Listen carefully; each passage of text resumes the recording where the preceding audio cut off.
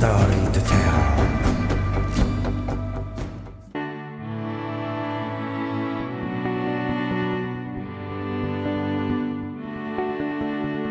Whether winning or losing, the parties to World War II brought to mankind amazing military technology wonders, most notably tanks.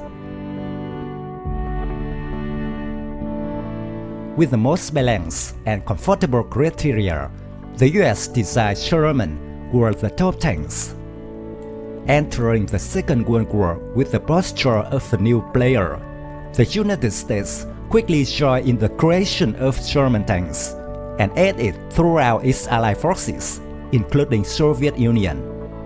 With an American design mindset, the M4 Sherman tank has furniture with leather upholstery, a good damping system, a spacious cockpit, etc., providing the most comfort for all crews inside. The Soviet tank driver also claimed driving an M4 Sherman was like riding on a luxury car, instead of feeling like sitting on a tractor when they were driving a T-34.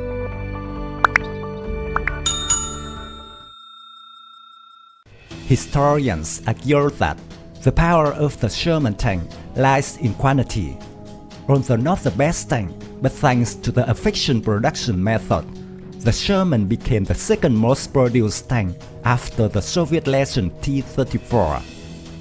Despite many weaknesses, Sherman tanks were still a major American tank for a long time.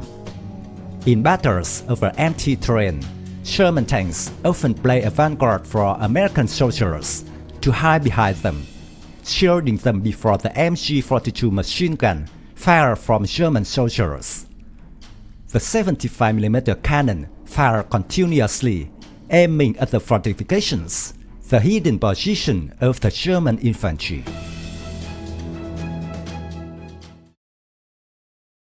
The M4 Sherman was a famous American medium tank in World War II, first appearing in the Western Desert Campaign of 1942.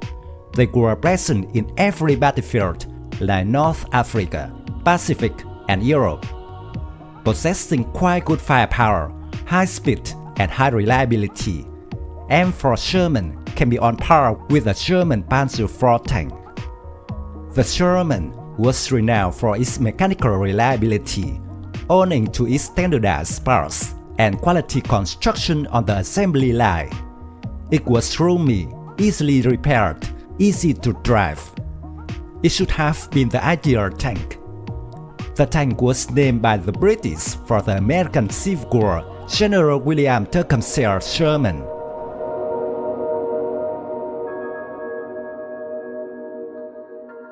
When World War II began in 1939, the United States lagged far behind the major European states in the development of tank technology and armored warfare doctrine. The fall of France in May 1940 awoke and alarmed the United States. The German army had defeated France in a matter of weeks through the use of a new operational doctrine based on fast-moving, mass armor formations supported by air power.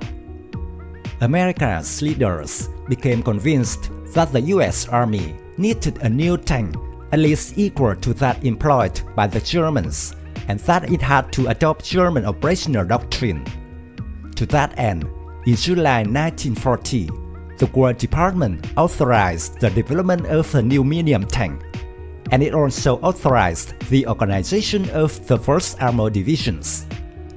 By the time the Japanese attacked Pearl Harbor in 1941, the United States had 5 armored divisions, organizing and training for war in Europe. The first American tank employed in combat in World War II was the M3 General Grant, named for the American Civil War General Ulysses S. Grant. However, the M3 was only an interim measure. Production ceased in late 1942 when the M4 went into full production.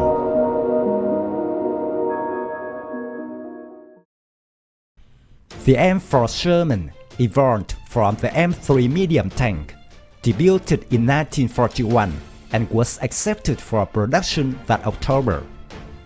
The M4 retained much of the previous mechanical design, but put the main 75mm gun in a fully traversing turret. One feature, a one-axis gyro stabilizer, was not precise enough to allow firing when moving, but did help keep the reticle on target, so that when the tank did not stop to fire, the gun would be aimed in roughly the right direction.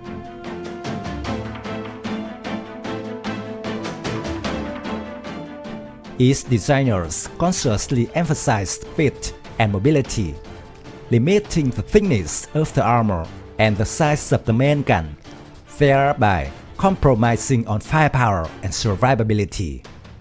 Just like the M3 Lee, the Sherman's suspension was of the VVSS type. The running gear comprised 3 sets of bogies, each with 2 pair large rubber-covered road wheels, a rear adjustable jack idler wheel, and front dry sprocket connected to the gearbox, and 3 return rollers.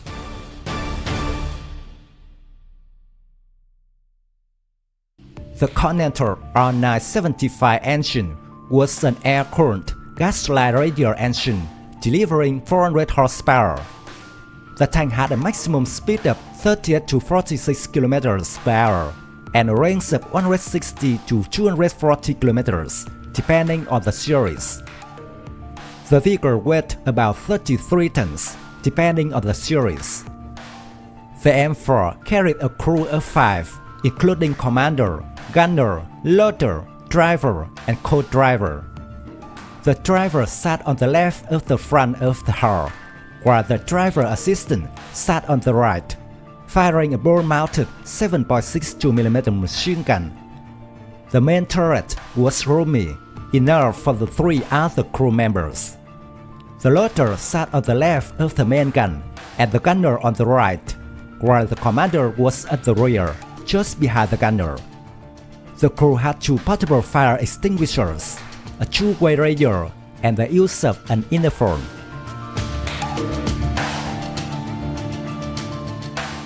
The lower hull was made of elastic welded parts, although the bogies were bolted to the hull for easier replacement or repair, and the rounded front was made of 3-bolt steel plates. The upper hull, at first cast, was later welded with a well-sloped glacis, flat sides and slightly sloped engine compartment roof, making a characteristic townhome culminating just below the main turret. The M4's main armament was a short-barreled, low-velocity 75mm gun, and its armor thickness was a maximum of 75mm and a minimum of 12mm.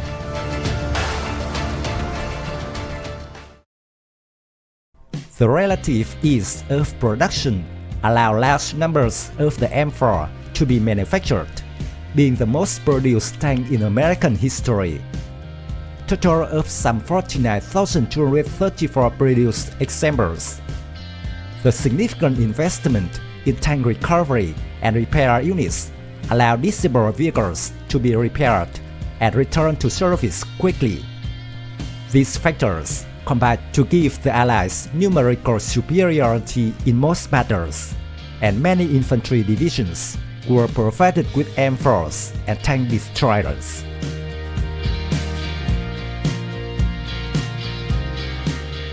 But the Sherman was also a death trap. Most tanks at the time ran on the diesel, a safer and less flammable fuel than gasoline.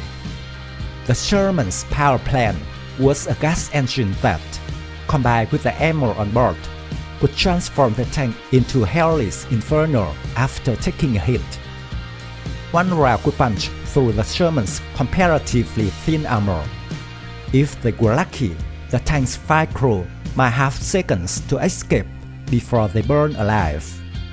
German tanks have an 18mm gun, and it could blow German tanks into pieces until nothing but smoke and fire exists. During the European campaign, there were some 648 German tanks completely destroyed in combat.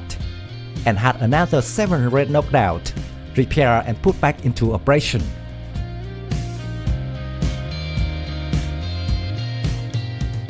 Yet, the Sherman's strength was in its numbers.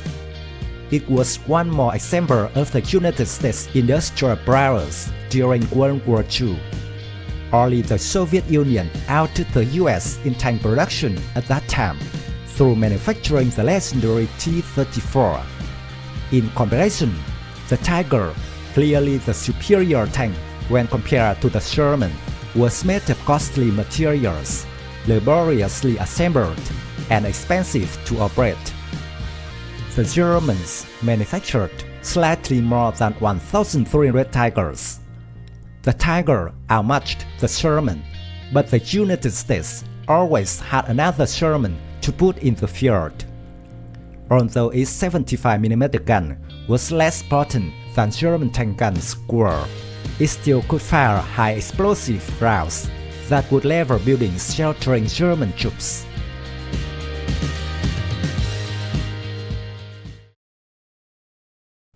Additional weapons included two M1919 Browning 7.62mm machine guns and a Browning 12.7mm M2 on a coaxial turret mount. Both guns could mount down German infantry or destroy machine gun nests. Despite its many weaknesses, the Sherman tank became a mainstay for both the US military and armed forces around the world.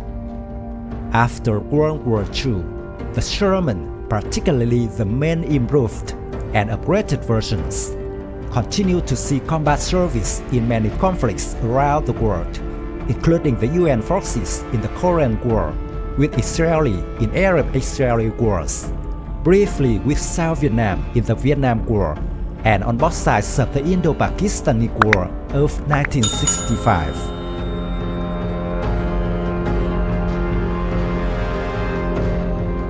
My video of M4 Sherman tank ends here. Thank you for watching. If you find this video interesting, please give me your thumbs up. Don't forget to subscribe to support the channel. Goodbye and see you again in the next videos.